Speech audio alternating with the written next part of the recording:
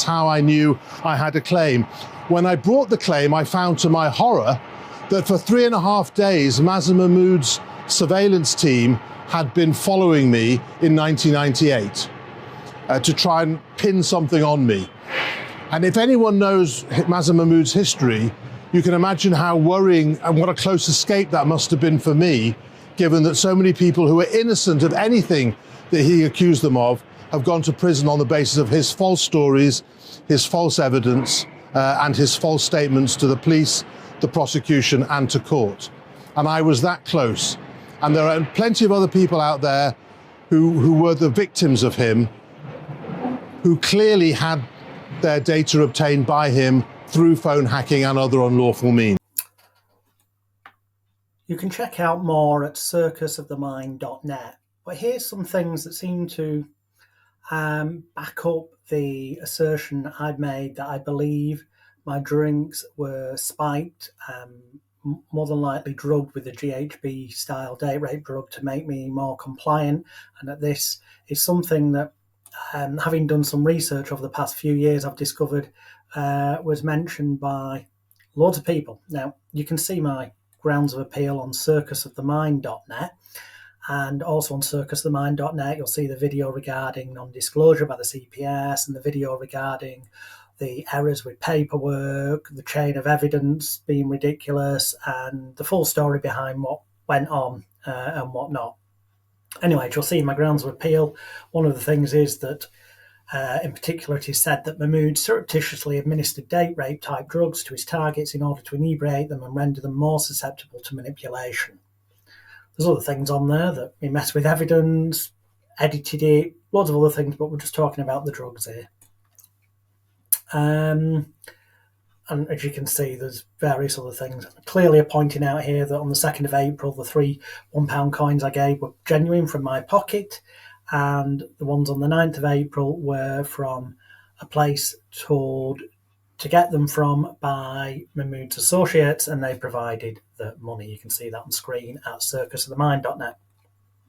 So, here, as you can see, is the witness statement of Stephen Grayson, 17th of May 2021, in support of my appeal. You can see Stephen Grayson talking about his time working with Mahmood in the BBC Panorama documentary Fake Sheikh Exposed, which again can be seen on circusofthemind.net. This is the bit to look at. I'll leave you to read it. Spiking of drinks. I've been asked what I know about the spiking of drinks. Mazher boasted that he knew a pharmacist who could provide him with a GHB-like drug and that he used it in his social life to seduce, if that is the right word, young women. On occasion, I acted as Mazzy's butler, and I noticed how quickly the girls became disinhibited even after a small amount of drinks. I recall one incident when I strongly suspected that a spiked drink was used in a news-of-the-world sting. This incident took place in a suite at the Savoy. There was a man and a woman. The man was turning over the woman, i.e. he was working with us and betraying the woman, stitching her up. I recall it was something to do with a plan to rob a betting shop, but I am not certain. The woman was not being very forthcoming, and Mazher offered her a drink. Unusually, instead of getting a flunky to serve the drinks, he made it himself and brought it over. Within 15 to 20 minutes, the woman said that she was feeling woozy but was much more talkative. She was later sick in the bathroom. It seemed to me at the time that he had spiked her drink. Someone who worked with Mahmood closely at one time, now giving me a statement to say that he'd witnessed it occur and that Mahmood bragged about it as well. As you can see, Talisa was left hyper-drunk after a meeting with undercover reporter the Fake Sheikh. This is the case that collapsed in 2014. Obviously, the Fake Sheikh denied spiking Talisa's drink, but her barrister, Jeremy Dine, did make that assertion in court. As you can see, the reporter denied spiking her drinks, but isn't it odd? As you can see, Jeremy Dine said, "You and Nish spiked her drink, didn't you?" The witness firmly responded, "That being Mahmood, that's absolutely outrageous." Mr. Dine continued to spike her drinks to get her to incriminate herself. Former X Factor judge Talisa broke her quote out. You can see down here it says, when you look, that Southwark Crown Court heard that Mahmood spiked her drink. That was in 2014, the case that collapsed and ultimately led to Mahmood being jailed for conspiracy to pervert the course of justice. This is, you can find the links to this on circusofthemind.net, and everything you're seeing is on circusofthemind.net. And there's a bit that says, see my past 24 years of research. You go and click on that link and you will get the links to these various newspaper articles and web archives and stuff. And this one, regarding a Dr. Manohar Ranwani, took place in January 1998, okay, the sting, which was before my alleged offence in March 98. And in this, he said he must have been given a drug as he could not recall any discussions. This is a doctor saying he believes he was drugged because he couldn't. This is before my case. So if the drugs were being used as the assertion was made then, it makes sense that they could have also been used on my case, which is backed up by the fact that, he bragged about being able to get such to Steve Grayson. Steve Grayson witnessed such occurring on at least one occasion. You can see this article, as I'm said, but I think I must have taken something that blocked my memory. I can only come to the conclusion that I was given some drugs, and this is a doctor saying that.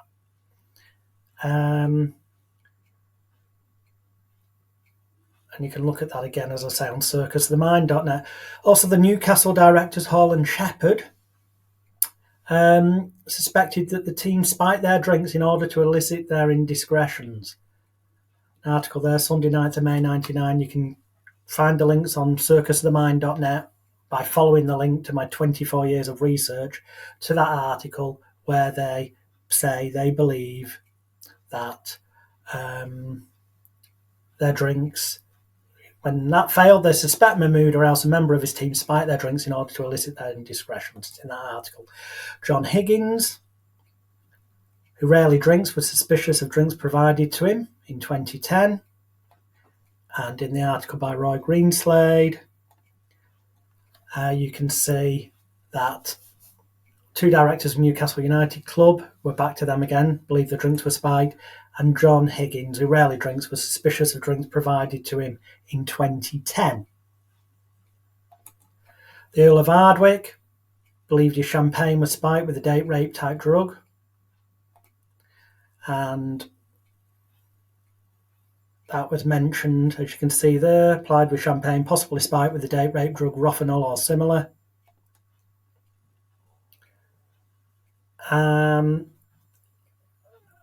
Mr. Jones said the paper had been accused in the past of drugging the drinks of others it had targeted, and added there were a number of indications suggesting the same tactic had been used on this occasion. Lawrence Delagio, News of the World, denied spiking his drinks, as they would do, but that was May 1999 when they denied that. It happened before then, so this is all around, not long after my case, and we've had one that predates my case, so, it seems to point to that it was his modus operandi, and that would have also have taken place with me. And as you can see, he believes that his drinks were drugged. John Alford, that article, all of these can be accessed by going to circusofthemind.net and clicking on where it says see my past 24 years of research. And mine was, it says here in almost every detail, the subterfuge involved mirrors what happened in the Talisa trial case. Same with mine, so it does, as you'll see when you look at all the evidence at circusofthemind.net. As you can see, drinks. Like so many other of Mahmood's victims believed they were spiked. He was asked if he could. Again, I've not yet had the chance to fully, have the evidence, including the statement from Steve Grayson, who used to work with Mahmood, fully heard at the Royal Courts of Justice, because unfortunately in January 2022 they did not give me permission to appeal out of time or to vary my grounds. Hopefully now that it's gone to the Criminal Cases Review Commission, as you can see at circusofthemind.net, they will send it back, and then these things can be looked at. The fact that I was drugged, the fact that we've now got receipt proving that unlawful information gathering, phone hacking took place. In fact, I've got statements galore showing his modus operandi of editing tapes, manipulating evidence, lying, entrapment, intimidation and threats behind the scenes, and all the other things that happened to me as detailed at circusofthemind.net. Well, there we have him. Mr. Mazher Mahmood, the fake Sheikh of the News of the World and the Sun on Sunday. Just a few interesting visual things here that I want to run past you. This was the article from the March the 2nd, 1999, as you can see in the top left corner. And this was the day after Monday the 1st of March 99, which is when, following what I now know to be bad advice, I changed my plea from not guilty to guilty. But had I been aware of all the stuff that's not been disclosed by the CPS at any time, and mentioned in my other videos at circusofthemind.net, that would never have happened. But as you can see, if you look at this, he knew they would not be circulated publicly. And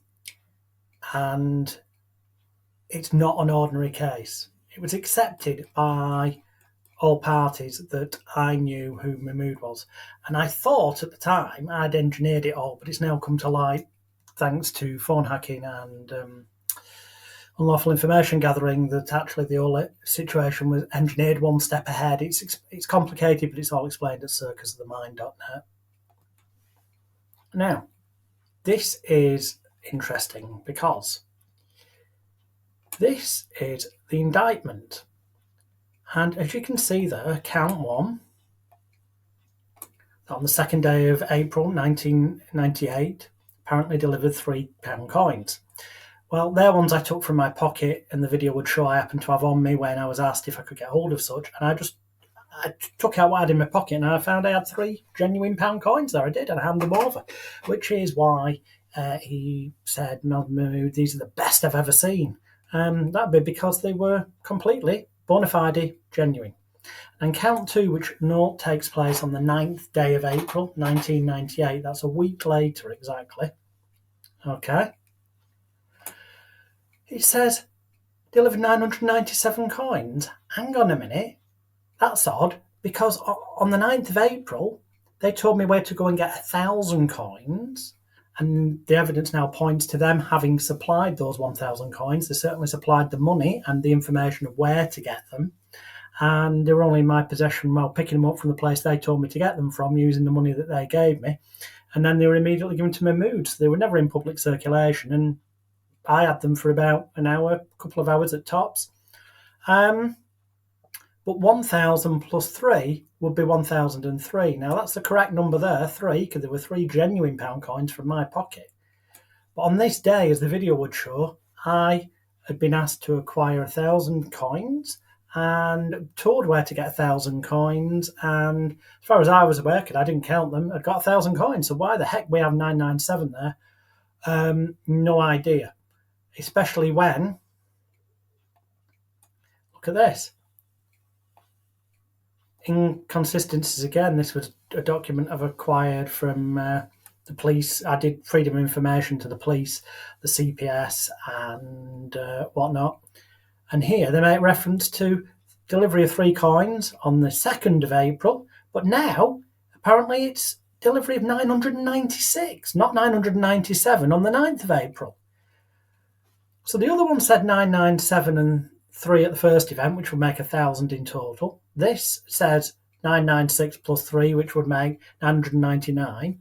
Neither of them are right, because on the 2nd I just gave 3 coins from my own pocket, which were definitely genuine. And on the second occasion I was under the impression I picked up 1,000 coins from where they told me to, using the money that they gave me, which would be 1,000 plus 3 is 1,003, which is somewhat slightly bizarre. Now, as you'll see, here, on the 2nd of the 9th, 98, an indictment was signed containing a single count of delivering counterfeit currency, namely 1,000 coins, on the 9th of the 4th. Well, on the 9th of the 4th, I did collect what I believe to be 1,000 coins, so that is correct. Okay, and it should say that there as well, but it doesn't. And those coins may or may not have been real. We don't know, because the evidence now seems to show that the Royal Mint never checked them and they were never sent for validation. And the fact is that they were picked up from the place I was told to by Mazher Mahmood's associates, using the money that they supplied on the 9th of the 4th, 1998, which was a Thursday, but they were not. The article didn't appear until Sunday, the 12th of April, 98, and they did not give the coins or their alleged evidence, splice tapes and all this kind of stuff to the police until a week later. So they were in Mahmood's possession for nearly 10 days, and there's no record of chain of evidence. So there's no proof that the coins he gave to the police anyway are the same ones that were picked up. It's complete farcical, and you think, well, they couldn't have been that lackadaisical, could they? But looking at these documents, you can see on the other one, they were saying it was 3 coins on the first event and 997 on the second. But then here they say it's 3 coins and 996.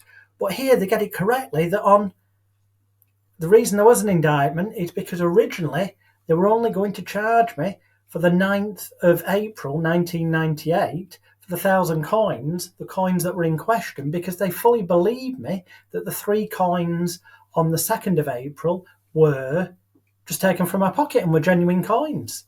However, somewhere down the line, which I only became aware of when I did these Freedom of Information requests, they suddenly decided they were going to split it into 2 charges. But rather than going 3 and 1,000, which you would have thought it would have been, the other document shows 3 and then 997, and this one shows 3 then 996.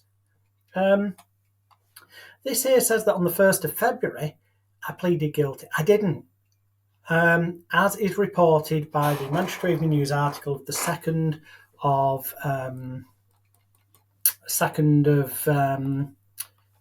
March 1999, I changed my plea that day, which was March the 1st, because this is reporting the day after the court event, and that was because of the advice that apparently my entrapment defence wouldn't have worked, which we now know did work for other people and would likely have worked for me, but certainly would have done had I been disclosed the information that the police and CPS had. I only ever got sent one of these crime report things, and that's saying that a crime took place on Thursday the 9th of April 1998 at the Piccadilly Hotel.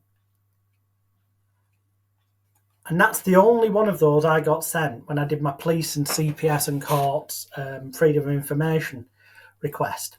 So apparently there's only one crime report record, as it were. Which, we look at this is ARCO, subject access request, which is the police computer. And we look at this first bit and you see that there's one offence there on the 9th of April 98, happened at 5:00 PM at Jarvis Piccadilly Hotel, which was delivery of counterfeit coin to another, and this led to 6 months and forfeiture of the coins, which is bizarre, because how could the coins have been confiscated from me when I handed them to Mahmood on the 9th of April 98 and never saw them or touched them ever again? So that in itself is bizarre. And so, as you can see there, that was it. 1 imprisonment, 2, and confiscated the coins. Well, they didn't, not from me. Mahmood had them, he handed them in. There was no confiscation gone on. And they said that the second event took place, get this, the 9th of April 98 at 5:00 at the Piccadilly Hotel. Hang on a minute. How can 2 identical offences of delivery of counterfeit coin to another take place, both at 5:00 PM, both at the same location, on the same day, at the same time? Doesn't make sense, does it? It's a comedy of errors and paperwork errors, which further illustrates to me this fact that it's highly likely that the CPS never did send the coins to the Royal Mint. Hence, the Royal Mint sent me this letter, reply to my email, saying that they routinely sent coins to authenticate, and we did have material submitted to us from law enforcement during the period of 1st of the 1st 98 to the 1st of the 1st 2002, which is the period we search, based on the dates specified in your letter and stage names, but nothing related to those names. So they do keep stuff from that time period, but nothing related to me or my case.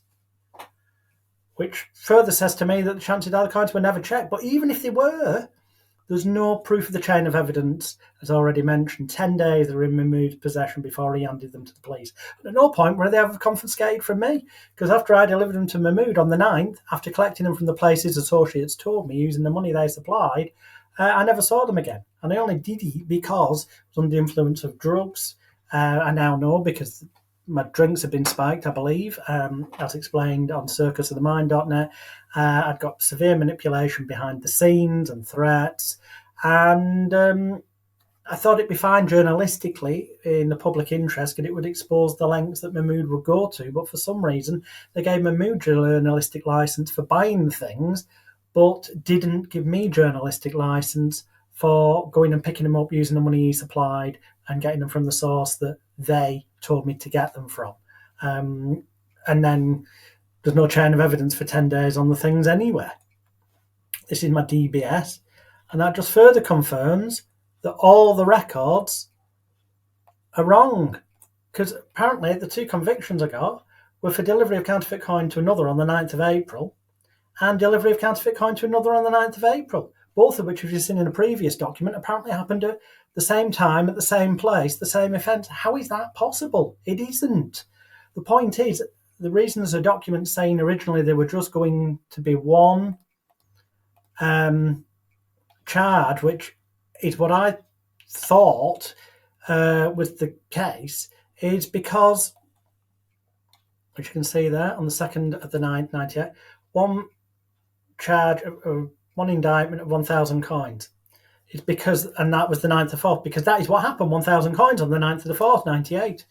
The 3 coins on the 2nd of the 4th, the police accepted the fact that they were just taken from my pocket and therefore were genuine and therefore no offence had taken place. So it's just mental. It's been paperwork errors as well as no disclosure from the CPS, as we've covered in another video. And, well, yeah, it's just bonkers. Go to circusofthemind.net. Hello there, my name by birth is Alex William Smith, but I'm better known these days as Jonathan Royal, hypnotist and magician. And back in 1998, when I attempted to expose the dishonest and illegal tactics of the News of the World's investigative reporter, the fake Sheikh Mazher Mahmood, I was known as Alex Leroy, hypnotist, back then. In any event, this video is being made in May 2022, just to bring you up to date on the fact that I have just submitted my appeal, resubmitted that is, to the Criminal Cases Review Commission.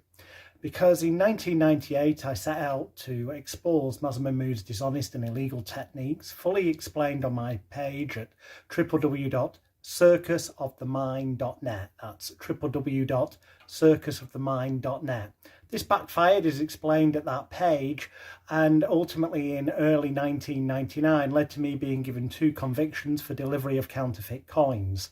Coins that were supplied, the evidence now indicates, by Mahmood's own associates with money provided by him supplying, well, all elements of the supply chain. It becomes clearer at circusofthemind.net, and the video footage that follows, where it's illustrated this was his standard modus operandi, whatever the apparent alleged sting story was. So in 1999 I was jailed, and then there was nothing happened really until 2014, other than I collected evidence galore of further illustration of Mahmood's dishonesty, lies and arguably illegal techniques, and put them on my blog page, circusofthemind.net. Been campaigning for justice for myself and other victims of Mahmood and press lies, intrusion and illegal activities for years.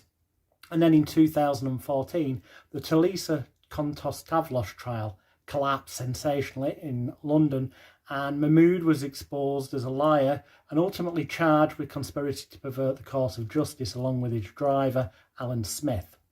Ultimately, they were both jailed at the Old Bailey in London, and as a result of this, the Crown Prosecution Service issued Talisa packs. By Talisa packs, I mean disclosure packs about the Talisa trial. That's all it contained, a little bit of information about that. They had an opportunity then to disclose to us stuff that we now are aware exists, going back to at least 1994, where the police and CPS communicated with newsgroup newspapers as well, somehow having this information on their files that's been come out during the Mittville the phone hacking trials in the High Court, evidence that the police and CPS said back in '94, after a case collapsed because of it appears and indicates dishonesty by Mahmood, that his word should not be trusted. And yet this was never disclosed to me or any of the other Mahmood victims whose cases went to court after 1994. So there was serious, there wasn't just that, there was many other cases that collapsed and other evidence that came to light that cast doubt on Mahmood's dishonesty and actions that was never disclosed to me or anyone else. And had it been, my case and loads of others would never have gone to trial. There's been a massive miscarriage of justice for many people here through non-disclosure, I would argue. But also, in 2015, my case, along with many others, was set into action. In my case, because I'd not previously appealed, because I was told I couldn't. I was given incorrect advice. That's the only reason I changed my plea from not guilty to guilty on the first day of trial back in 1999, because I was strongly advised that my plea of entrapment and dishonest techniques being used by Mahmood and manipulation wouldn't work. And that turns out to have been bad advice, because it did work for various other people over the years, and with the evidence I had available at the time, it would, looking back on it now with hindsight, have worked for me. But hey-oh, that's water under the bridge now. In 2015, my case was submitted to the Court of Appeal. In 2016, the single judge turned it down based on the very small amount of evidence available at the time, because documents had been lost by all parties during the passage of time. So in 2016, when the single judge turned me down, my lawyer at the time, Siobhan Egan of Lewis Naders Law, immediately sent my case to the Criminal Cases Review Commission before she even informed me that the single judge had turned it down. This then dragged on till 2018, when the CCRC said that they weren't going to refer it to court. I searched around to try and get pro bono legal advice, and ultimately some people were very kind, gave me information, and as a result I found out I could go back to the Court of Appeal, because I'd never gone to the full court. And in early 2019, May 2019 to be precise, 3 years practically to the day of this video being released, I submitted my own self-written grounds of appeal to the Courts of Appeal in London. And then along the way, I was fortunate enough, thanks to the Advocate charity, to be given kind assistance by Mr. James Manning of Nexus Chambers in London, an excellent barrister who helped me put together perfected grounds of appeal worded properly in order that I could apply to the Court of Appeal for an extension of time and to vary my grounds to add the new evidence that came to light in 2021. I couldn't have possibly have used this evidence before because I wasn't aware of it, but I now have seen receipts that show unlawful information gathering was used against me, so-called phone hacking and other techniques such as private investigators, and documents that show that we were not disclosed information by the police or CPS that we should have done about Mahmood's lack of reliability as a witness and his dishonesty and such like. I've been given a statement by Steve Grayson, who used to work with Mahmood, confirming that he'd witnessed Mahmood drug people's drinks during the course of stings, and I'm pretty certain that happened to me, as explained on circusofthemind.net, as of loads of other people have stated such happened to them, including to Lisa herself.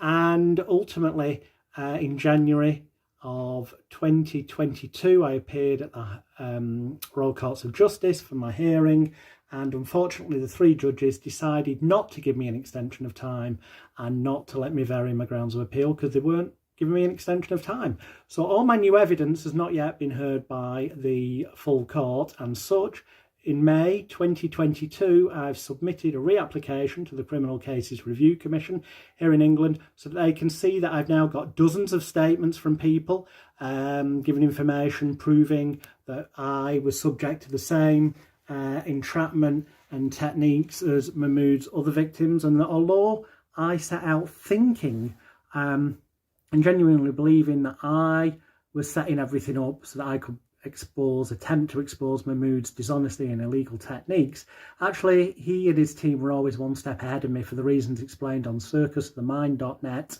and it was total entrapment from day one. They knew that I knew who he was, so they should have really walked away if they were interested in truth and journalism, but instead they manipulated me, they enticed me, they threatened me behind the scenes, and ultimately they provided the money to be able to get the coins, and they also provided the information of where to get them, and as is illustrated by the video footage that follows, they were all elements of the supply chain, and his modus operandi was the same with me as Talisa and a whole bunch of his other victims. I've got the statement of being drugged, I've got proof of unlawful information gathering, the fact there's been monumental disclosure, lack of disclosure by the police and CPS on things that they knew about a long time ago. Watch the video footage that follows, it gives you an overview of the story, and then be sure to check out the other evidence galore at circusofthemind.net. This is a man who doesn't want you to see his face. Mazher Mahmood went to court to stop Panorama showing you pictures like this. I'll give you a shout. I'm about to go on a job now. I'll give you a shout. Posing as a fake sheikh, the News of the World reporter delighted in exposing the secrets of the rich and famous. Dozens of people were sent to jail following his undercover stings. I never killed anyone, but it feels like I've served a life sentence.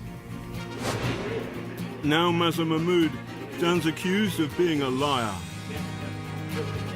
Mazher Mahmood was Pinocchio on speed. It was so easy for him to fit anybody up. The king of the sting destroyed lives, leaving a trail of victims in his wake. This would never have happened unless they created the situation. They made it happen. But we can reveal police and prosecutors had evidence for years Mazher Mahmood's word should not have been relied upon.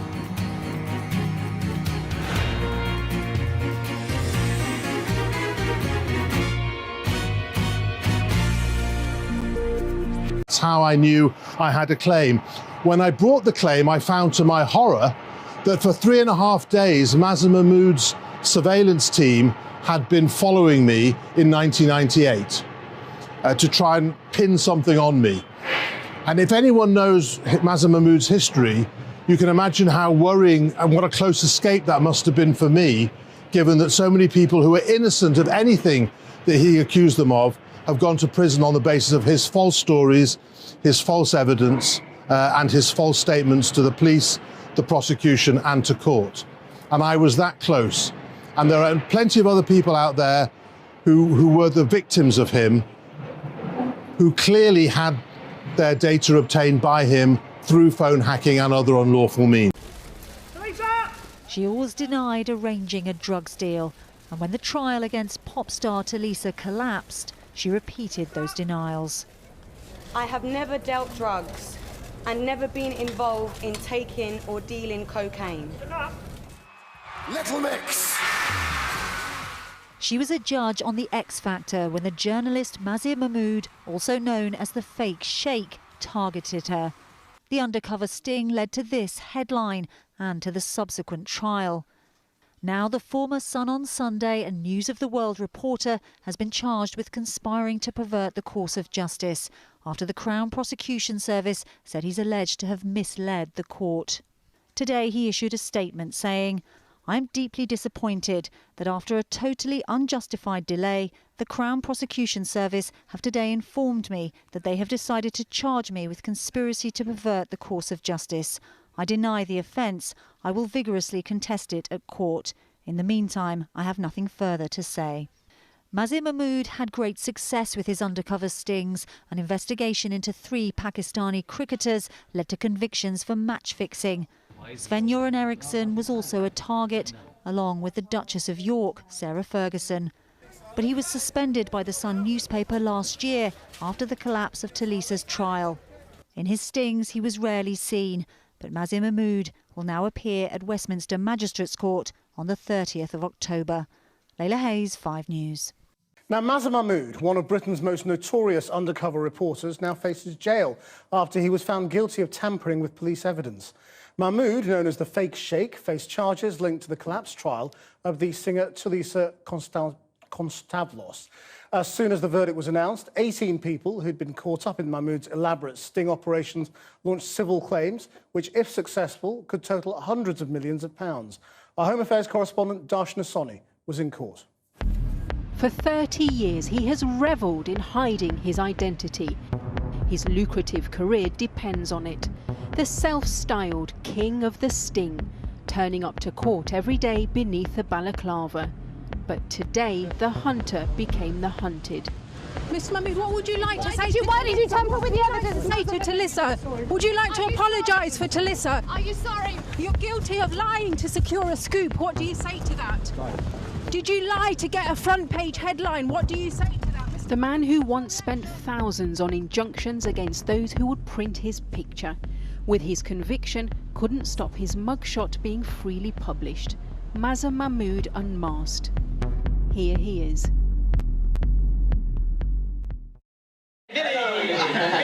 The fake Sheikh earned hundreds of thousands of pounds and claimed to expose wrongdoing. But he himself has been found guilty of doing wrong. You'd be surprised, his career's over as well. He's finished. Yeah. Gonna get banged up as well. Also, I can check a bit at the side. I think he's gone to what we might call the dark side by thinking of stories in advance of them happening and then making them happen. For some, Mazher Mahmood's style of subterfuge represented all that was wrong at the News of the World. With that paper's collapse, the relaunch of The Sun on Sunday was meant to be a new beginning, but Mahmood's old methods have now sullied the successor. Mazher Mahmood wanted to impress his new tabloid bosses at The Sun, and so, along with his driver Alan Smith, tampered with evidence to secure a scoop. The fake Sheikh apparently had an endless expense account. He'd invite his targets to some of the finest hotels in London, and here he would splash the cash, offering champagne and cocktails, and even the promise of lucrative contracts or film roles. But did his methods amount to entrapment? Over the years, there have been growing criticisms and calls for the investigator to be investigated. Mazher Mahmood was 21 when he bought his first fake Sheikh outfit for £12 from an Islamic bookshop in Birmingham. With no formal training, he exposed everyone from sports stars and celebs to the royal family. He rose to become the country's most famous and controversial undercover reporter. But it was his world exclusive on an X Factor judge that would land him in the dock. In 2013, Tulisa Konstavlos was dropped from the X Factor panel after a turbulent 12 months of headlines about her private life. Her own singing career was flagging, and she was trying to make it as an actress. Mazher Mahmood saw his chance. Posing as a Bollywood filmmaker, he wined and dined her in fancy hotels, offering a leading role opposite Leonardo DiCaprio, if she could prove she was streetwise. Almost like a bad girl. Yeah. A bit ghetto. Yeah. You've got, but that kind of... I mean, a kind of a... Now I get it. Now it makes complete sense. Tulisa was charged with agreeing to supply Mahmood with cocaine, but the case dramatically collapsed when the judge accused Mahmood of lying about conspiring with his driver to change the driver's police statement. This whole case was a horrific and disgusting entrapment by Mazher Mahmood and the Sun on Sunday newspaper. The CPS immediately announced it was reviewing 25 previous convictions that Mahmood's stories had secured. The case raised difficult questions for the CPS and the Met Police about their enduring relationship with the reporter and his News International bosses. Mahmood often worked with them on investigations, and his paper would be allowed to film the moment of arrest, including the now discredited Victoria Beckham kidnap plot. The police were always ready to swoop in conjunction with his scoops, and that made one inherently suspicious. George Galloway was almost another front-page splash for the Sheikh. He too was lured to a top hotel by Mahmood, who posed as a wealthy businessman. I just smelt a very big rat. It's the difference between angling and trawling. Angling is specific, with a specific target and for a reason. Trawling is just a fishing expedition, just throwing a net into the water and dragging it along the bottom and seeing what you can entrap within it. Not known for passing on publicity himself, Mr Galloway's office seized the opportunity to expose Mahmood, and he used an appearance on Channel 4 News to blow the reporter's cover. Well, here he is. This is the fake Sheikh. Ah, right. That's him in civvies. Mahmood's editors at News UK would only say today that they were disappointed in his conviction. Mr Mahmood, what would you like to say to why did you tell? For critics of his style of journalism, his downfall was only a matter of time. When he's sentenced in 2 weeks, the fraudulent fake could face prison. The newspaper journalist Mazher Mahmood, known as the fake Sheikh, has been jailed for 15 months for tampering with evidence during the drugs trial of the pop star Talisa Kontostavlos. A number of other celebrities who claim they were victim of Mahmood's stings and jailed as a result are now trying to have their convictions overturned. David Silito reports. The man with his face hidden behind the hood is Mazher Mahmood, the fake Sheikh, the king of the tabloid sting. He would pose as an Arab sheikh and he lured dozens of people to do or say things that made them front-page news. Many ended up in prison. Today, he was the one heading for jail. A 15-month sentence for lying, manipulating evidence, trying to get the singer Talisa convicted on a drugs charge. Outside court, one of his former victims, the actor John Alford, read out a statement. We now know that Mazher Mahmood is a manipulator of evidence and a serial perjurer. This goes to show no one is above the law. Behind him, others who'd been stung by the fake Sheikh. Firstly, I would like to welcome the jury's verdict. I thank the British public and our families for their unwavering support. And I would also like to thank Alistair Morgan for his strength and inspiration in fighting injustice. In 1984, the Police and Criminal Evidence Act was put in place to protect the public from unscrupulous and corrupt police officers. But there is nothing in place to protect us, the public, from unscrupulous and corrupt journalists. This has led to a very unsavoury relationship between the two. We now know that Mazher Mahmood is a manipulator of evidence and a serial perjurer. This goes to show no one is above the law and no one can create crimes or destroy evidence. There is a clear pattern of evidence manipulation in all of our cases. All the tapes Mazher Mahmood had sole possession of were destroyed or went missing.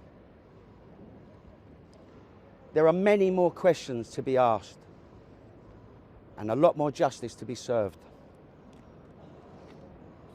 It's taken over 20 years for some of us, but finally a judge and a jury of our peers has woken up to Mazher Mahmood's lies. We would now like to take this opportunity to ask Parliament to honour their promise to the British people and implement Leveson Part 2. Our three estates, the monarchy, Parliament and a judicial system, they must be held accountable, yes, but they must not be held to ransom by a corrupt or unscrupulous press. So please, let's cleanse this stain on our democracy once and for all. Thank you. I've been amazed that it's taken so long to bring him to book. He sailed so close to the wind on so many occasions, and he seems to have really skated on thin ice and got away with it. Basically, because of the story that went out about me, I lost my home, I lost my job. It wasn't just a job, it was a career. and a career that I think I would have done very well at, and it would have lasted quite a long time. He stole that from me. We are drug dealers. We have paid this guy to supply the drugs to give to her. And so the trap was laid. This secret camera footage, never broadcast before, shows us the inner workings of a Mazher Mahmood sting. Here's Steve Grayson. Billy, the man with the cocaine, is on the right. And here's Mazher Mahmood rehearsing the sting. This is the first time Emma's seen this footage. Makes me feel sick to see them together, getting ready to set me up. So the point is this, is the story is this page-free girl, Emma, supplies drugs to the news of the world. What's the truth? She wouldn't have done if Billy wasn't there. Later, Emma was told that Billy had ended up a headless corpse. In fact, he's alive and well, and an estate agent. He told Panorama, "I'd like to apologise to Emma for my part in stitching her up. The only real criminal was Mazher Mahmood. He gave me the money to buy the cocaine." These people have one thing in common. Their lives were wrecked by the fake Sheikh. Stage hypnotist Jonathan Royal says he was stitched up by Mahmood when he got 6 months in prison for giving the reporter fake coins. I can't describe what it was like from the moment that the judge said, "Send him down." Your mind plays tricks on you. It was a living nightmare.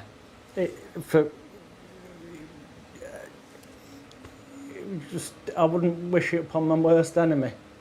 Well, I was put on suicide watch in strange ways. I slept for weeks in prison, fully clothed, scared that what you see in films might happen. People have now started to see that what I've been saying for the past 18.5 years actually is true. The man is a liar. Dozens of people have been jailed on the strength of Mazher Mahmood's stories. But Panorama has seen police documents which raise serious questions about why the Metropolitan Police relied upon the fake Sheikh's evidence. In 1999, a covert police investigation, part of a murder inquiry, had revealed links between corrupt police officers, a firm of private detectives called Southern Investigations, and tabloid journalists. One name that cropped up? Mazher Mahmood. One of the documents says, "Source met Maz. Maz was with a plainclothes officer. The officer was selling a story to Maz." We have no way of verifying that. Mazher Mahmood insists he has never bought stories from police officers. He wasn't the only journalist whose name cropped up in the paperwork. But shouldn't the police have tried to find out more? We've been told this information should have led to a full-scale inquiry. That's how I knew I had a claim. When I brought the claim, I found to my horror that for 3.5 days, Mazher Mahmood's surveillance team had been following me in 1998 to try and pin something on me. And if anyone knows Mazher Mahmood's history, you can imagine how worrying and what a close escape that must have been for me, given that so many people who were innocent of anything that he accused them of have gone to prison on the basis of his false stories, his false evidence, and his false statements to the police, the prosecution, and to court. And I was that close. And there are plenty of other people out there who were the victims of him, who clearly had their data obtained by him through phone hacking and other unlawful means. They had a very, very, very cosy relationship with the press because they can use lies, trickery and deceit to get a story, which they call subterfuge. Very convenient for them, very damning for us. Their solicitor is calling for an inquiry, and she's damning about the conduct of the Metropolitan Police. Corrupt. Corrupt. Absolute corruption. Corrupt is a heavy word. It is, and what was going on was very heavy and very serious, but we have evidence of that. I hope finally people will listen to what these men have been saying all along. And I would stress this, there isn't one of those convictions that Mahmood sustained has not been tainted by his behaviour. Not one. The reporter's victims plan to sue News UK in the civil courts. Today, the company said they would fight those cases and that Mahmood had led scores of successful investigations during his 25-year career with the company, which had led to the exposure of criminality and wrongdoing. For the likes of us and the other people that he stung, I certainly don't feel justice has been done, do you? Not really. No. No. No. And as far as not wishing it on my worst enemy, I'm more than happy that Mazher Mahmood is now sat there, quaking in his boots, wondering what's going to happen to him in jail. I'd like to be a fly on the wall. The question now is, why did the authorities let these people suffer for so long? So there you have it. It's May 2022. I've just put my reapplication into the Criminal Cases Review Commission. And I'm still fighting, not just for me, but for all of Mahmood's victims and other victims of media lies, dishonesty and illegal techniques. Check out the updated evidence. It gets updated regularly at circusofthemind.net. Circusofthemind.net. Or my main website is magicalguru.com. Hey, how you doing? It's Alex William Smith here by birth, but better known by my stage name Jonathan Royal, hypnotist of magicalguru.com and circusofthemind.net. It's the 6th of June 2022. Just wanted to update you that I've got confirmation today, as you'll see on screen in a minute, from the Criminal Cases Review Commission that they've now got my case and have assigned it a reference number. I wanted to draw your attention to some interesting things from over the years that illustrate monumental, and I mean monumental, disclosure failures by the police and Crown Prosecution Service, not just to myself, but to Mazher Mahmood fake shape victims in general. Check out this video and then go to circusofthemind.net.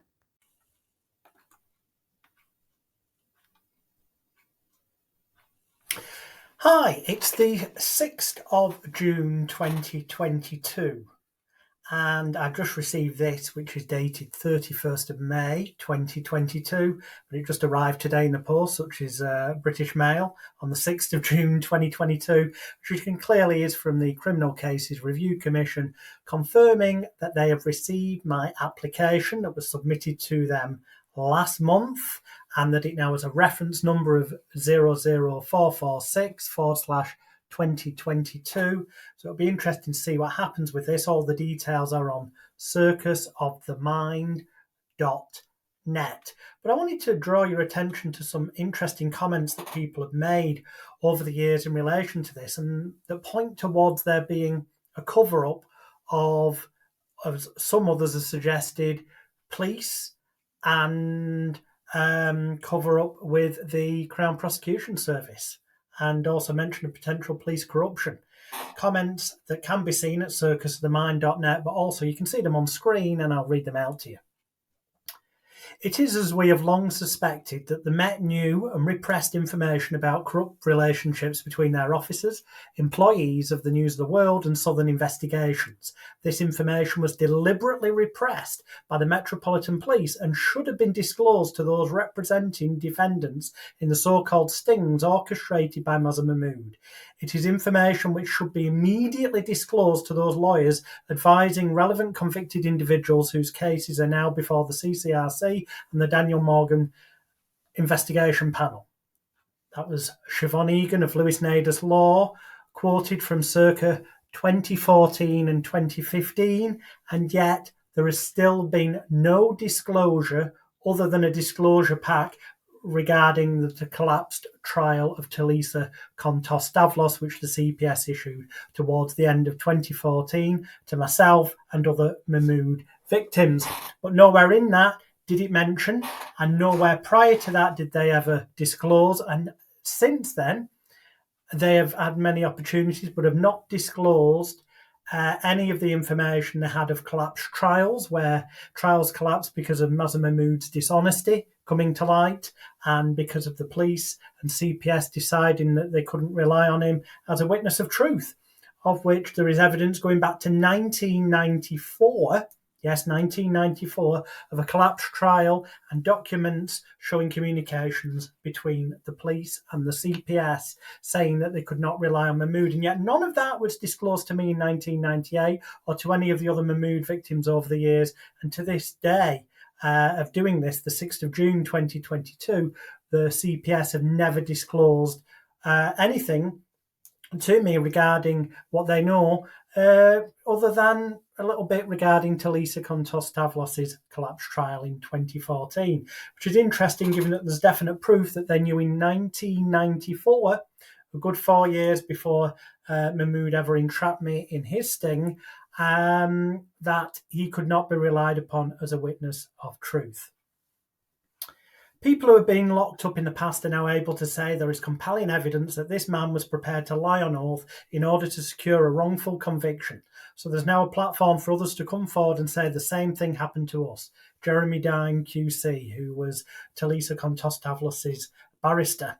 And in that case, incidentally, it was alleged in court that Mahmood and his team had spiked or drugged Talisa and her friend's drinks. This is something that now seems even more likely, and I've always thought may have happened to me and other victims.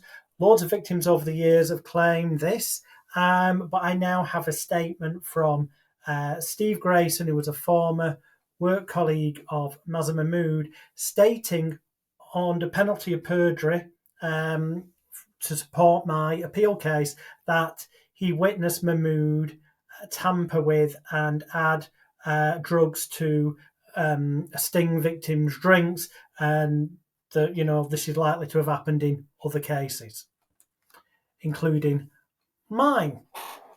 Okay, we continue. There were strong grounds for believing that the underlying purpose of these lies was to conceal the fact that he, Mazher Mahmood, had been manipulating the evidence in this case by getting another witness to change his account. Judge Alistair McCreath told the jury. Next, Mahmood has now been exposed by my lawyers openly lying to the judge and jury. These lies were told to stop crucial evidence going before the jury, she added. Thankfully, the lies have been uncovered and justice has been done. That was Talisa Kontos-Stavlos in 2014 when her trial collapsed and Mahmood was exposed as a liar, which later led to him being convicted and sent to prison for conspiracy to pervert the course of justice.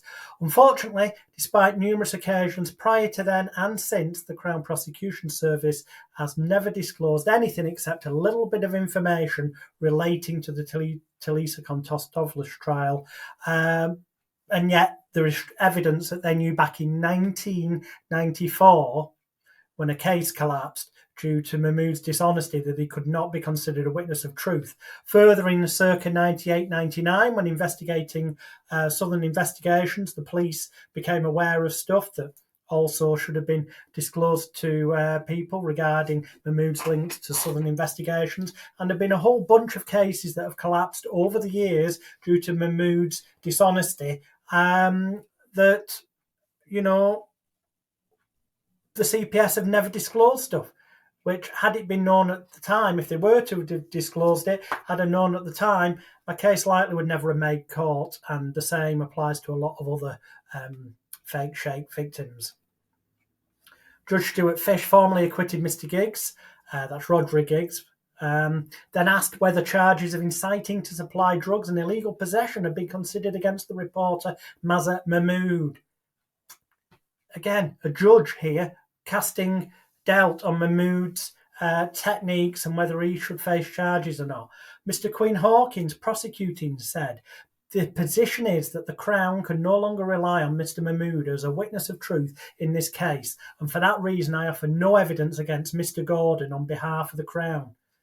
These things were never disclosed to us at the time or since, up to this date of the 6th of June 2022, none of the stuff relating to these obvious dishonest occurrences by Mahmood have ever been disclosed to us by the police or the Crown Prosecution Service.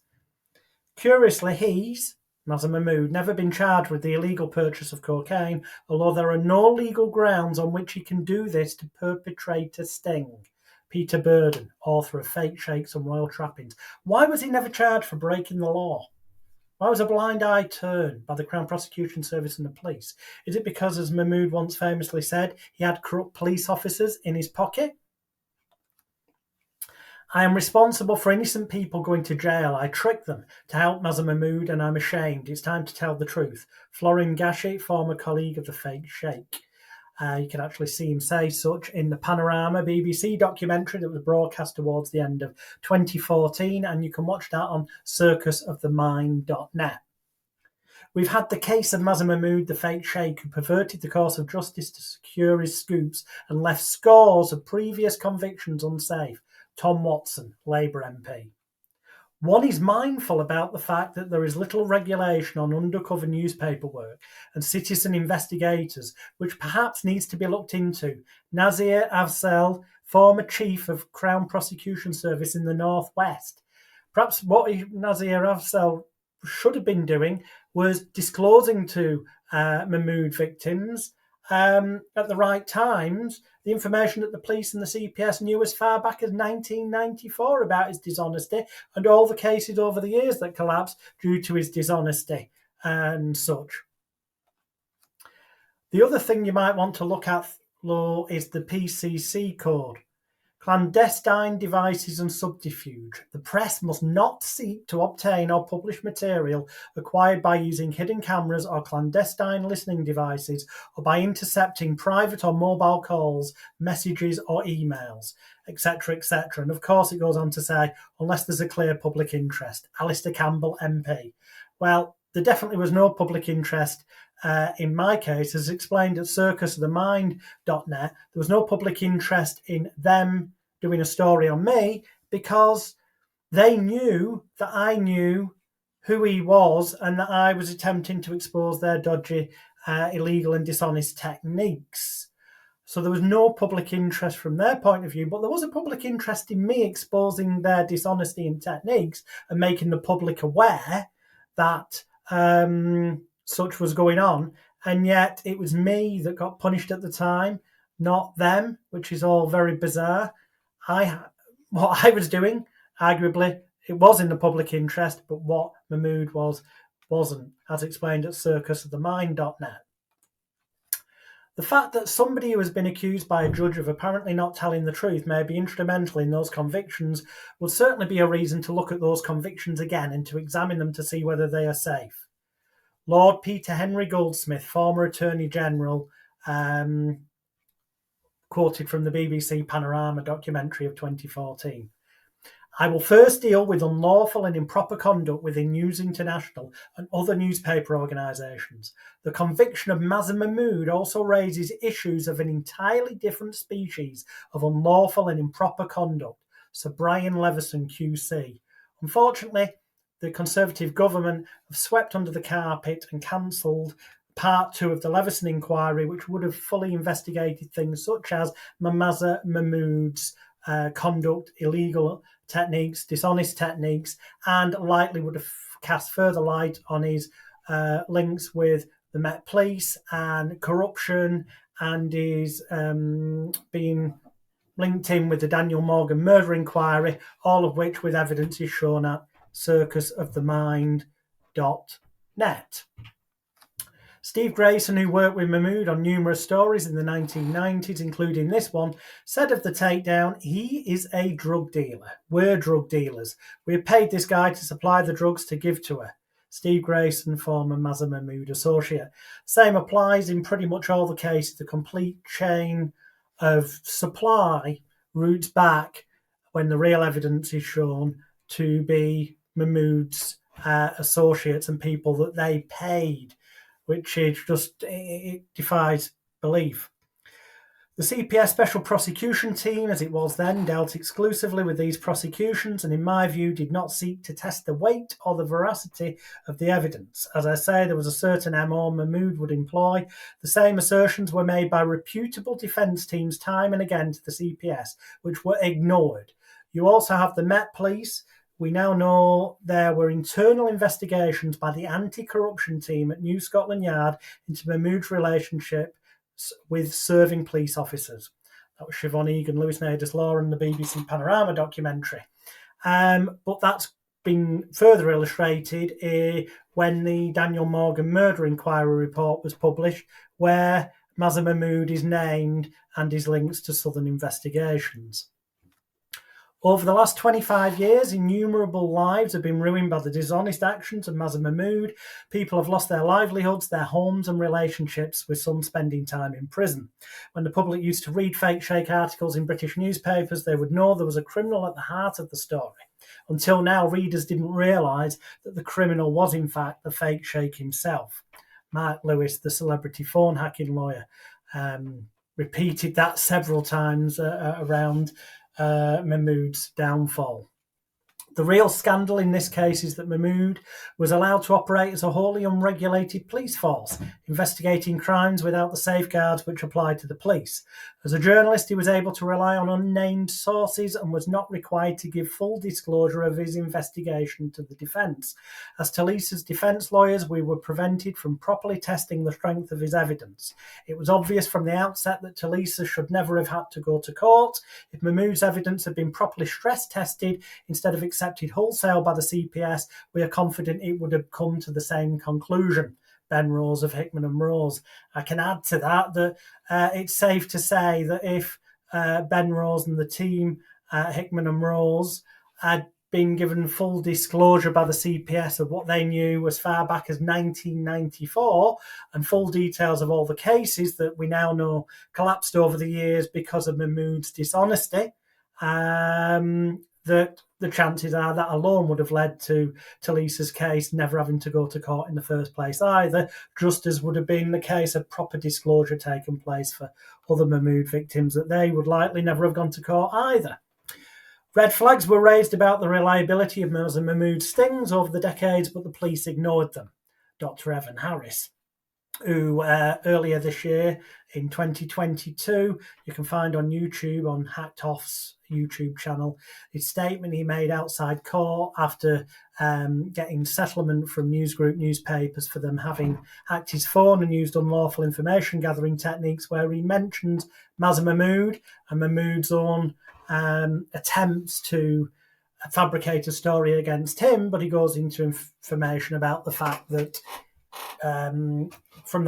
from his mouth outside court, he states he's seen the evidence that scores of Mahmood's victims had their phones hacked and unlawful information gathering techniques used, and that Mahmood lied and manipulated and fabricated evidence and such like. It appears perverse that, while the law protects against the state causing citizens to commit illegal acts, it does not protect against private parties doing the same thing, where often the participation of the private entrapper goes beyond that which would be deemed appropriate by law enforcement officers. Many newspaper stings involve an expensive and targeted campaign on one individual based on limited or no intelligence, where the inducement is persistent and the primary incentive is to sell newspapers, not to prevent crime. David Slight, Kingsley Knapsley Solicitors, which also raises, again, the things that Leveson 2 was going to look at with a view to making recommendations to stop such things happening in a manner where things can be manipulated and fabricated, as we now know is what happened regularly with Mazher Mahmood. Mahmood's methods debase journalism. They often amount to entrapment and on occasion appear to involve the use of agents provocateurs. People have been encouraged to commit crimes they would not otherwise have conceived. As if that wasn't enough, the public interest justification advanced for such activities by the News of the World is almost always highly debatable. Speaks for itself. Panorama increases the strength of the case considerably for a new inquiry. There is a severe question mark over the tactics Mahmood, used. We are dealing with convictions which may not have been properly obtained. John Whittingdale, MP. There is a huge danger of accepting Mr. Mahmood's word in respect of any matter. Stephen Solly, QC. I am minded to refer the whole of this matter to the Attorney General to consider the temptations to which money being offered in return for stories, in particular about celebrities, gives rise to. and the way in which newspaper investigations may have a detrimental effect on the ultimate court proceedings. Judge Simon South. We've got Queen's Counsel, MPs, judges over the years questioning why was Mahmood allowed to use such techniques to manipulate people to do things they wouldn't normally have done. And the truth is, as we know from Steve Grayson, one of Mahmood's former work colleagues, they were the entire supply chain. They, as explained on Panorama with the Emma Morgan example, the person that she ultimately was manipulated into picking drugs up from was somebody that Mahmood had given the money to in advance to buy the drugs. In other words, Mahmood bought the drugs to make it happen. It's beyond belief. There must also be a review of Mazher Mahmood's previous work. There is a long rap sheet of complaints from Mahmood's previous targets. All those claims previously dismissed as special pleading up until now sound eerily similar to Kontostavlos reports, namely that either Mahmood offered inducements to create the commission of a crime that would never otherwise have been anticipated. Mahmood manipulated or spliced audio recordings, thus providing police with inaccurate impressions about what was said or the context of it. Mahmood misled law enforcement about the originator or instigator of a criminal enterprise when in fact the origin was either Mahmood or someone in his pay. Alistair Parker of Brett Wilson Solicitors. All of that applies to me and the vast majority of Mahmood victims, as you can see at circusofthemind.net. How this went on for years, God knows. So, what you're seeing there is a screenshot of Huffington Post from 2014. The key bit is there were no concluded cases where a defendant was still in custody. This is after the Talisa Kontostavlos trial collapsed and the CPS said they were now investigating any active cases or past cases that involved Mahmood's testimony. And they were quoted as saying there were no concluded cases where a defendant was still in custody, but we identified 3 live cases. Each case was looked at individually and no evidence was offered as we concluded that there was no longer a realistic prospect of a conviction. In September, several trials at Southwark Crown Court in London were halted because they relied on evidence from the undercover reporter Mazher Mahmood. The CPS offered no evidence against Dr. Majid Ridder and pharmacist Murtaza Ghulam Hussain, who were accused of illegally supplying an abortion drug. And Fixer to the Stars Leon Storino Anderson and co-defendant Ashley Gordon, 21, had drugs charges dismissed after prosecutors said Mr. Mahmood was not a reliable witness. So the moment the Talisa Kontostavlos trial had collapsed, any cases in the works were dropped. The CPS said they could now not proceed. Here is the thing. There is evidence to show that in 1994, that's many, many years prior to the Talisa case collapsing in 2014, okay, so 1994, the police and the CPS both knew and communicated with each other, saying that Mahmood could not be considered a witness of truth, and also saying that they were considering interviewing him under caution about his activities. This was never disclosed to me or any other Mahmood victim. Why not? That case collapsed. There was a case collapsed in 1994, and there's other cases that collapsed since. Plus, they knew in 98, 99 time, as illustrated by the Panorama episode you can watch on circusofthemind.net, of Mahmood's links to Southern investigations, where again, he was marked as being someone who could not be trusted. Also around that time, but this is from January 2015, as you can see, the CPS prosecutors have dropped the case against 13 footballers investigated over alleged match fixing after considering the reliability of evidence from fake Sheikh Mazher Mahmood. Now, at this point, Mahmood has not been convicted of conspiracy to pervert the course of justice, but Talisa's trial has collapsed.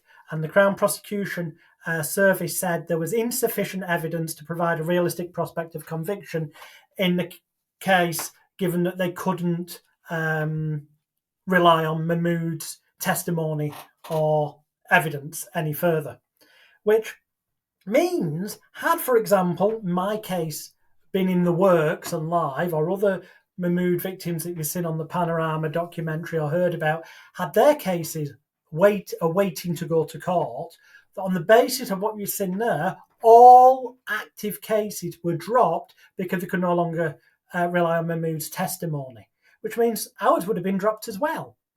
Which then further begs the question, why the sodding heck would we never disclose the information that they knew as far back as 1994 that Mahmood could not be relied upon as a witness of truth? There's communications between the police and CPS stating such as far back as 1994. Plus then in 98, 99, they knew about his links to Southern investigations whilst investigating the Daniel Morgan murder.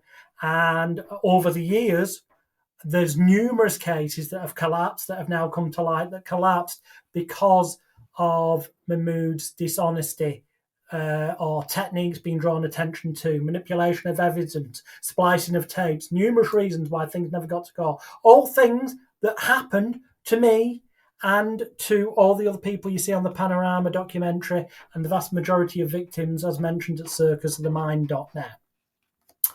This is from, you can see down there, December 2014. But the CPS said that we're going to investigate 25 cases because that's what they were aware of. Fake Sheikh cases to be re-examined in wake of judge's decision. Now, to quote from the article, the Crown Prosecution Service, CPS, is re-examining 25 cases in which people were convicted largely on evidence supplied by the Sun on Sunday's reporter, Mazher Mahmood. It follows a judge's decision to halt the trial of Talisa Kontos-Davalos in July 2014 because he said there were strong grounds for believing Mr. Mahmood told me lies and had been manipulating the evidence. As we know since then, he did get charged and he did get convicted for conspiracy to pervert the course of justice. And in the years since, more and more evidence has come to light, including in the Mittville phone hacking High Court cases that show that Mahmood used unlawful information gathering, illegal private investigators, phone hacking, and also statements have come from people previously connected to Mahmood, such as Steve Grayson, who was on the Panorama documentary. You can see at circusofthemind.net, confirming that in the vast majority of cases, the News of the World as it was at the time, Mahmood's team, actually sourced and supplied the contraband, whether it was drugs, counterfeit money, whatever it was. They actually were the full supply chain from start to finish.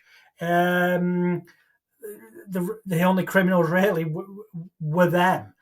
And as it says, and also that Steve Grayson pointed out that he witnessed Mahmood drugging somebody's drinks, so it's highly likely it did happen in the cases of all those people over the years who've made the claim that they believe their drinks were drugged or spiked, which did happen in the Talisa case as well. But it's happened with numerous people, as is illustrated again at circusofthemind.net. Now, the CPS has announced it took steps after the collapse of that trial to identify current and past cases involving Mr. Mahmood as a prosecution witness. Its spokesman said, "We made it our immediate priority to carefully look into live prosecutions in accordance with the code for Crown prosecutors and any past cases which involved a defendant still in custody."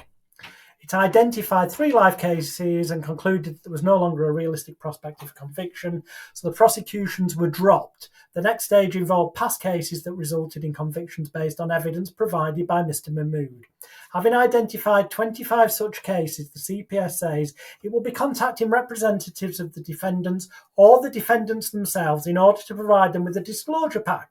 Okay, so this was the end of 2014 and it ran into early 2015 that the CPS were going to issue disclosure packs. This was their opportunity to let us Mazher Mahmood victims know of anything that could undermine our convictions. What we got was some information about the Talisa Kontos-Davalos trial. That is it. There was no mention of the fact in 98, 99 time Mahmood was implicated in the investigation with Southern Investigations and the Daniel Morgan murder and his dishonesty brought into question. There was no mention of cases collapsing over the years, which they did. There was no mention of the judges, the barristers, the solicitors, the MPs who questioned Mahmood's activities There was no mention of the collapse trials where there was evidence that, people went, well, this can't go on because evidence has been manipulated or there's lies taken place from Mahmood and his team. None of that, which they knew about, was ever disclosed to us, not even in 2014 when they had this chance to do this, and they're making a big hoo-ha in the media saying they're trying to do things right, but they never disclosed any of this to us. But the CPS spokesperson said, when making a charging decision, each case and the evidence provided to us is assessed on its own merit and a decision is made in accordance with the code for Crown prosecutors. If, after the conclusion of proceedings, new material comes to light that may cast doubt upon the safety of a conviction, we have a duty to consider disclosure. By providing disclosure packs to the defence, consideration can be given as to whether or not this material might cast doubt upon the safety of any convictions. The CPS will provide information to defence representatives in order to allow them to consider whether there is a basis for their client's case to be referred to the Court of Appeal or to the Criminal Cases Review Commission. Well, as you know, mine is currently just gone into the Criminal Cases Review Commission after unfortunately not being granted permission to appeal out of time, as explained on circusofthemind.net. However, what that does bring to light, I'm just going to quote it again. If after the conclusion of proceedings, new material comes to light that may cast doubt upon the safety of a conviction, we have a duty to consider disclosure. Now, the chronology and timing is different for all Mahmood victims, depending on when they were stung and entrapped, depending on when the story appeared, depending on when they went to court. In my case, the article appeared in 1998, and I was convicted in early 1999. Okay, we now know that since early 1999 there were numerous cases that collapsed that never made it fully through court because, or where the person was found not guilty because Mahmood's dishonesty or arguably illegal techniques were illustrated and highlighted, and so they couldn't proceed or the cases collapsed. Manipulation of evidence and such like. None of this was ever disclosed at any point after. So, did they consider doing this as they go? Could they say that they have a duty to consider it? So if they did consider it, why did they decide not to disclose it? Is it because of the implications of corruption that have come to light with the Daniel Morgan murder inquiry? Is it because Mahmood boasted of having bent police officers in his pocket? Is it that because of the things that Leveson Inquiry Part 2 was meant to be looking at that, fortunately, probably for all those involved, been swept under the carpet? According to the CPS spokesperson, though, the safety of convictions is of paramount importance to the CPS. Therefore, if defence representatives have not been contacted by the end of December, provided with a disclosure pack, then we would invite them to contact their local CPS office in order to provide their details and request a pack. Care should be taken when reporting matters relating to Mr. Mahmood. By early 2015, the disclosure pack was freely available to all and sundry. You could find it on the internet. And it contained very little anyway. All it had was a little bit about the Talisa trial and why it collapsed. There was nothing in there about all the other cases over the years that have collapsed because of Mahmood's dishonesty and messing with evidence and whatnot. Nothing in there about the 1994 collapse trial or which documents of communication between the police and CPS do exist, as mentioned in my grounds of appeal at circusofthemind.net. So, as John Whittingdale said, Panorama increases the strength of the case considerably for a new inquiry. There is a severe question mark over the tactics Mahmood used. We're dealing with convictions which may not have been properly obtained. It's likely that pretty much there's probably hardly any Mahmood conviction properly obtained. He was responding for a call for an investigation into Mahmood's string of stories by lawyer Siobhan Egan, who represented one of the men charged with the kidnap of Victoria Beckham in 2003. That Victoria Beckham kidnapping story has now been totally exposed as nonsense that was fabricated and manipulated and made to happen by Mahmood and his team. And on the 2nd of November, I say the 2nd of November, it's not the 2nd. I'm going to give you the correct date. It's the 3rd of November, 2022. Will be exactly 20 years since the Beckham kidnap story that was fabricated and manipulated by Mahmood and his team appeared. It's just, they knew then. And you know, when that happened and they knew about all that, did they contact us Mahmood victims and go, you know, we should tell you about this Beckham kidnap case and the dishonesty and manipulation and all that that's gone on with Mahmood and his team, because similar might apply to you, which it did to all of us. No, they didn't. Massive non-disclosure failures. So regarding Leveson Part 2, which sadly got swept under the carpet, there's lots of myths about it. It did get swept under the carpet, but the point is, Part 2 would have looked at how major newspaper corporations developed and maintained a culture of criminality over many years, damaging the lives of numerous victims. It would have looked at the police and the CPS's involvement and some would allege dishonesty and corruption. You've only got to look at the Daniel Morgan murder inquiry, which is mentioned at the bottom here. The same applies to the family of Daniel Morgan murder. Now, also, as you can see here, Mazher Mahmood, the fake sheikh, was convicted only relatively recently when this article was published. There has been no investigation into his illegal activities over many years and his relationship with police and prosecutors. But as you saw before, judges, MPs, former attorney generals, people in high powers have all said there should have been a proper investigation. And the CPS implied they were going to do, but it's never happened. What's being hidden? You know, saying that Leveson Part 2 is not supported by the public, well, you can see a list of people there that most definitely do support it, want it to take place. But it's been swept under the carpet. The Conservative government, no doubt, as some have pointed out, perhaps as a thank you or a bribe to the media, have shelved Part 2 of the Leveson inquiry. So if you go to circusofthemind.net, on there, you'll see a bit that says the Daniel Morgan murder inquiry. Go there, you'll see how Mahmood was mentioned in that, and the bigger picture of police, corruption, Crown Prosecution Service, arguably covering things up or not disclosing them as well.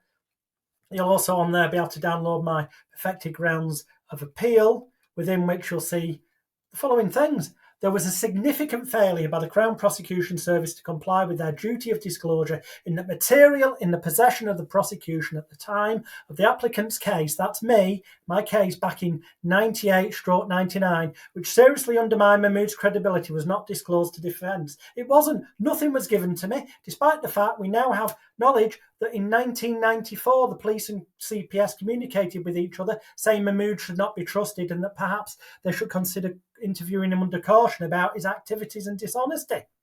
This has only come to the attention of the applicant very recently, me, as a result of witnesses that have come forward and information that has been supplied to the applicant relating to the News Group Newspapers Limited phone hacking litigation. Lawyers acting for one of the claimants, John Shannon, aka John Alford, have recently contacted the applicant, me, Jonathan Royal, Alex Smith by birth. This is dealt with in my second witness statement. In summary, News Group newspapers have disclosed material, generic disclosure provided from News Group Newspapers Archive in December 2020 to Mr. Shannon in the phone hacking litigation, which demonstrates the Metropolitan Police knew that Mahmood was an untruthful witness back in 1994/5, i.e. way before my case. News Group Newspapers was in possession of police and prosecution documents identifying Mahmood as having given false evidence in a 1994 court case, showing the police to be reluctant to prosecute further cases based on Mahmood's activities and suggesting the police would need to interview Mahmood under caution in relation to a subsequent article. Whilst the existence of this material has been drawn to the applicant's attention, that's me, the applicant is not able to adduce it at present owing to legal restrictions on the use to which it may be put. The applicant may seek an order from the Court of Appeal Criminal Division to facilitate its use, or ideally the Criminal Cases Review Commission will hopefully exercise their powers to obtain these documents from the Mittville phone hacking court records which show without a doubt that the Crown Prosecution Service and the police knew back in 94 and 95, predating my case, and yet they never disclosed prior to my case or any time since, and they've had multiple opportunities, any of that. Severe disclosure issues. They'd been known about, the case would never have got to court, my case, I believe. At the time of my case, the CPS were aware that at least one other case that depended on evidence from Mahmood had collapsed, and yet this was not disclosed to me at the time.